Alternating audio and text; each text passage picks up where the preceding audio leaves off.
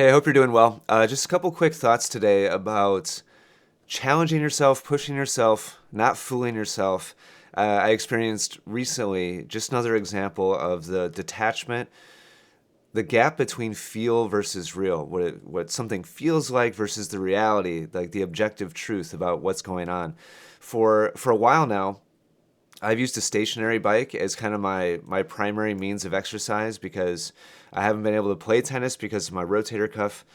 Sorry, by the way, I'm getting over a cold. If my voice sounds weird.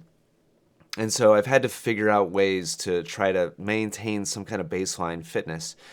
And just recently, I had the thought, well, I kind of live in the middle of nowhere in the country. What if I get a real, road bike? I've kind of enjoyed the stationary bike in the middle of my house. It'd be nice to have a change of pace. So just recently, I got a road bike, and I've just started riding. And right about that same time, my kind of activity and sleep tracker ring came out with a feature to be able to track your heart rate in real time during exercise. So these things kind of came together, and I went out riding for one of my first times ever with my brother-in-law, and immediately I could tell it was a way better workout than the stationary bike. Stationary bike's great. I mean, especially when it's -5 degrees here in Wisconsin, just to be able to do something and keep the body moving. If I can't play tennis, or I don't want to go to the gym, which I just don't want to do. But the real bike on real hills and like real like headwind coming in towards me was a completely different level of challenge. Now, when I went and looked at the heart rate data, I was unfortunately disappointed. I felt like, and in reality, I mean, I was working much harder than usual, but the reality of how hard I was working on the road bike led me to understand and realize that I really wasn't pushing myself nearly as hard as I thought on the stationary bike. I hadn't been tracking my heart rate on the stationary bike. It just kind of felt like I was working hard enough. It's not like I was trying to be super hardcore or anything like that.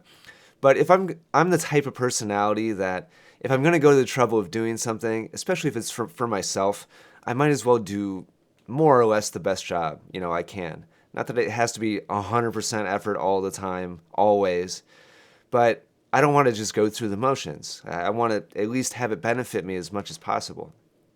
So on the road bike, it's not like I was doing terrible. I think my average was around 140 beats per minute or something like that, which is fine. But I expected it. What it felt like to me, this is kind of my point here. What it felt like to me was like, man, I'm redlining. It felt like I was kind of struggling and kind of in survival mode the whole time. And there were a couple peaks where I got there. Like my peak as a 41-year-old should be around 180, 190, like somewhere in there.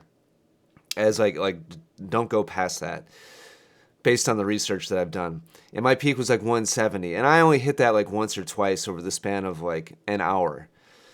So I was kind of like disappointed, and now I've ordered like a real heart rate monitor because now I want to track it. Like if I'm going to go to the trouble of doing it and I'm going to push myself and I am going to work hard, why not have the data? Why not have the information so that I can now look back and I can start tracking my relative effort level versus my heart rate. And I know, pretty objectively how hard really I'm pushing my body and pushing myself, my different systems. So anyway, had I not done this, had I not left my comfort zone, I've been doing a stationary bike for years now. Had I not left my comfort zone, done something a little different, challenged myself in a different way, and also paired that with some kind of objective reality, like measurement, aka kind of my initial heart rate tracking and monitoring, man, I just would have gone years and years and years just doing the same old, workout, being like, okay, like I'm doing it, like I'm working out, and totally flat. I would have been totally plateauing, totally flat the whole time. And to me, I mean, it's just kind of encompasses my philosophy as a coach, as a teacher, as a player. Let's look, like, let's really know, let's really find out. Let's not just go through the motions. Let's not fool ourselves here. Like, let's know really what's going on here. Because otherwise, you're just going to get the same result over and over and over again. And listen, if you're satisfied with that, if you're happy with that, and if you're totally cool just with the status quo and you're totally happy where you are now, well, I don't know why you're listening to me in the first place, but that's totally fine. Like that's, no like judgment. It's not like you're doing it wrong. If you found a comfortable groove and you just want to stay in that groove, yeah, that's totally fine. But if you're going to go out there and perform under the intention of improvement and mastery and wanting to just do your best and push, a little bit harder each time, you got to find ways to A, leave your comfort zone a little bit or maybe a lot, and B, get some kind of objective measurement. If you can do those two fundamental things, then now you're on your way. You're on your way to a little bit better, pushing yourself, being able to find the best version of yourself as a tennis player or a cyclist or a competitor, like whatever it is you're trying to optimize for.